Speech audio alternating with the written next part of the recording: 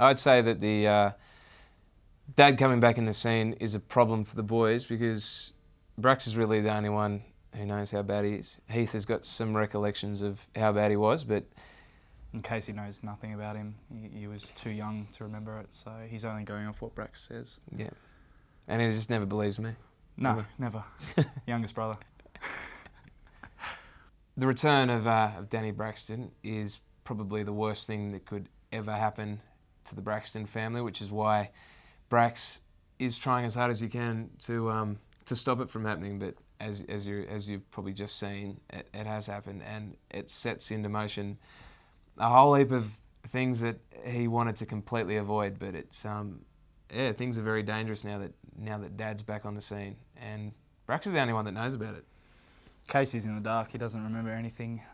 He only has what you've told him to go off. So I think all the stakes are heightened, and there's a greater risk now he's back in the bay. So.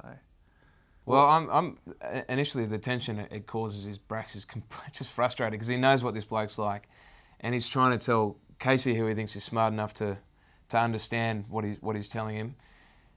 He's trying to explain to him how dangerous the situation is. He kind of doesn't buy it because he wants to know for himself, and then Heath is kind of he's set in his ways about the dad because he's obviously still looking for that love which he's deprived of, and he's looking for a bit of a fathering lesson from him, which is the worst person to go to.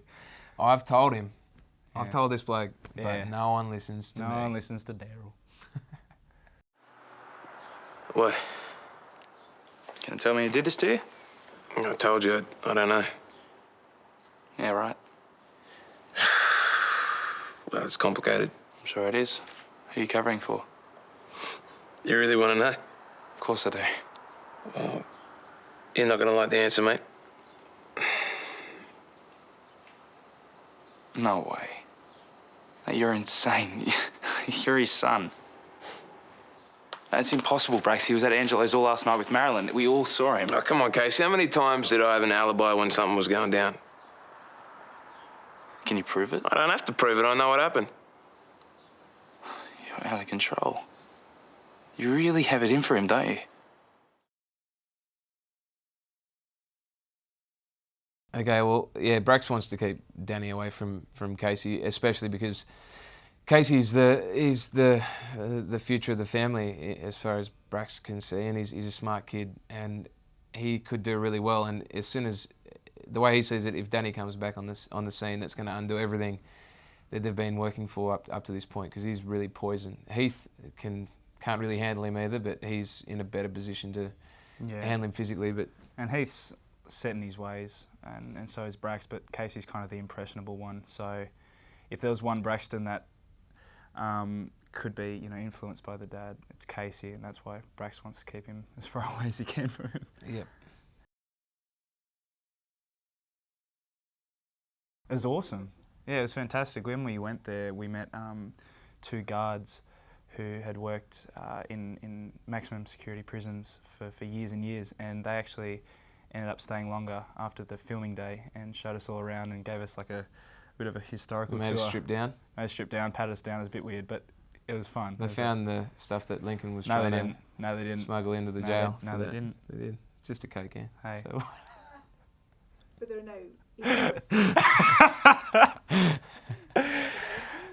He had under his armpit. His biceps are so big now that he can actually smuggle stuff under his arms.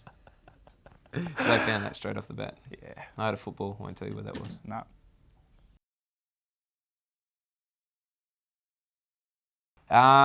There was one bloke they forgot to let out when they shut the prison down, so they've just been feeding him with He's a bucket. not doing too well right now. Yeah. He's been getting a bucket of fish heads every night.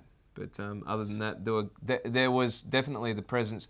They gave us the tour of the whole jail, and it was eerie because you know what's going on, and once they tell you the kind what of actually stuff happens, yeah. There was like a solitary confinement room where they put us in and they shut the door and locked it. Yeah, and they slammed the door too, which they almost slammed it. Burst their eardrums. So if you watch those episodes and we're actually leaning into each other, it's because we were partly deaf. Partly deaf. Still am. The door slamming. What? Yeah.